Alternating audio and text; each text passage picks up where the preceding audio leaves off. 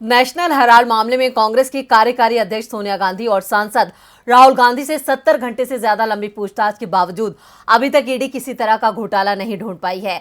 ऐसे में अब हेराल्ड हाउस पर छापेमारी शुरू कर दी गई है। छापेमारी का ये खेल ईडी और बीजेपी पर उल्टा भारी पड़ता नजर आ रहा है। नेशनल हेराल्ड के ऑफिस एक बार फिर ईडी की छापेमारी शुरू हो गई है। इस दौरान राज्यसभा में विपक्ष के नेता मल्लिकार्जुन खड़गे दोपहर करीब 12:40 पर आईटीओ में बने हेराल्ड भवन पहुंचे और ईडी के अधिकारियों से मिले। खड़गे ईडी के बुलावे पर पहुंचे थे, जिसे लेकर राज्यसभा में खड़गे ने ये मुद्दा उठा दिया। खड़गे ने कहा कि जब पार्लियामेंट चल रही है मुझे ईडी का समन आता है, आप तुरंत आइए, मुझे 12:30 बजे जाना है। मैं कानून का पालन करना चाहता हूं, लेकिन जब सदन चल रहा है मुझे समन करना क्या ये उचित है? कल सोनिया गांधी और राहुल गांधी के घर का पुलिस ने घेराव किया था। क्या ऐसे में डेमोक्रेसी जीवित रहेगी? क्या हम संविधान के तहत काम कर पाएंगे? हम डरेंगे नहीं, हम फाइट करेंगे।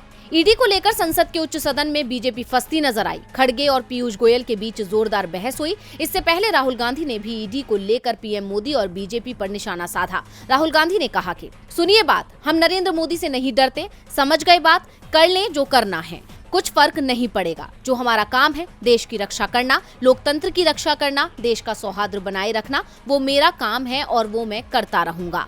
ये कुछ भी कर लें, कोई फर्क नहीं पड़ता है। नेशनल हेराल्ड केस में ईडी ने बुधवार को दिल्ली के हेराल्ड दफ्तर में मौजूदा यंग इंडिया कंपनी का ऑफिस सील कर दिया था। मनी लॉन्ड्रिंग केस में जांच एजेंसी ने ये कार्रवाई की। यंग इंडिया प्राइवेट लिमिटेड का ऑफिस सील होने के बाद कांग्रेस नेता राहुल गांधी अपना कर्नाटक दौरा छोड़कर दिल्ली लौट आए थे।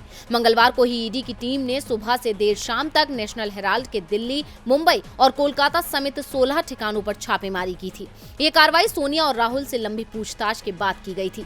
ईडी की कार्रवाई के बाद कांग्रेस की तरफ से एक ट्वीट में कहा गया कि याचना नहीं अब रण होगा, जिस पर बीजेपी प्रवक्ता संबित पात्रा ने पलटवार किया। न रण होने देंगे, न रन होने देंगे। लेकिन कांग्रेस की आक्रामकता और राहुल गांधी के तेवरों ने बीजेपी को ये संदेश दे दिया कि वो गलत नहीं है, इसलिए वो झुकने वाले नहीं है और कांग्रेस पर दबाव की राजनीति काम नहीं करेगी। नेशनल हेराल्ड के मनी लॉन्ड्रिंग मामले में ईडी के हाथ अब तक खाली हैं। इससे साफ है कि कांग्रेस पर दबाव बनाया जा रहा है। लेकिन राहुल ने एक बार फिर साफ कर दिया है कि वो डरने वाले नहीं हैं। ऐसे में अब सवाल ये है कि इस राजनीति में आगे क्या होगा। डीवी लाइव की रिपोर्ट।